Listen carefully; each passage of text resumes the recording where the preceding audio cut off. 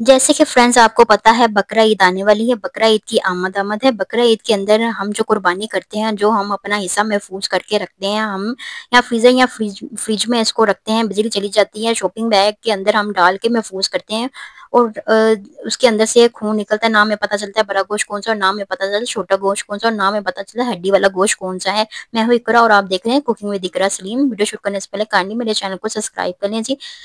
Video शुरू करते हैं। मैंने 2 किलो ये बड़ा गोश्त लिया है। अब मैं इसमें से इसको अच्छे से मैंने वॉश कर लिया था। अब मैं इसमें बगैर हड्डी का जो गोश्त है ना वो टोकरी में निकाल रही हूँ। तो दूसरी तरह ये होता है कि ना जैसे ही हम इसको शॉपिंग बैग में डाल के रखते हैं तो उसमें से ब्लड आना शुरू हो जाता है। तो बैड स्मेल्स आती हैं फ्रीजर्स में से। तो ये देखिए मैंने हड्डी वाला जो गोश्त है वो लैदा कर दिया और बगैर हड्डी का गोश्त मैंने लैदा कर दिया। अब मैंने इस तरह की बोतलें लेनी है। ईद पे आपने ये बोतलें वेस्ट नहीं करनी है। अक्सर ये घर में बोतलें होती हैं तो हम लोग वेस्ट कर देते हैं, लेकिन इस दफा आपने वेस्ट नहीं करनी।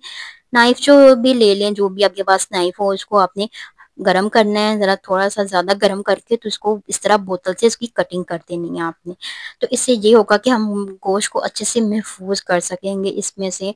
और इसको मैंने अच्छे से वॉश कर लिया था और अब मैं टिश्यू की मदद से इसको अच्छे से साफ करूंगी। इसकी कोई मसला नहीं कि इसको 2 घंटे पहले खुश करके रखना है, ऐसा कोई मसला नहीं। आप इसको कपड़े के साथ भी किसी से भी साफ कर सकती हैं। अब मैंने इसके अंदर बगैर हड्डी वाला जो गोश्त है वो ऐड कर दिया और इस तरह इसको मैंने कवर करके रख दिया था।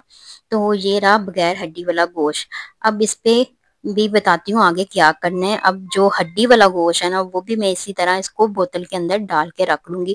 ये जो शापरों में हम इसको शापरों में डाल के इसको रख देते हैं तो शापर आपस में चिपक जाते हैं, तो हमें पता ही नहीं चलता कि हड्डी वाला गोश्त कौन सा है। अक्सर ये हम भूल ही जाते हैं कि इसमें हड्डी वाला गोश्त कौन सा है, यार बड़ा गोश्त कौन सा है, छोटा गोश्त कौन सा है। इस मसले में सारे शापर हमें बाहर निकालने पड़ते हैं, देखना पड़ता है, फिर जाके हमें समझ आता है और हमें पता चलता है ये छोटा गोश्त है, ये बड़ा गोश्त और ये हड्डी के बगैर गोश्त है। ऐसे मैंने इसको कवर कर लिया था बोतल के अंदर। अब मैंने पेपर में लिख भी लिया था बगैर हड्डी वाला गोश्त और हड्डी वाला गोश्त।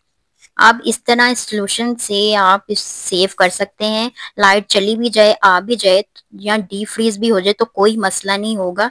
मैं हूँ इकरा और आप देख रहे हैं कुकिंग विद इकरा सलीम। मेरे चैनल को सब्सक्राइब कर दें, लाइक कर दें। अल्लाह हाफिज।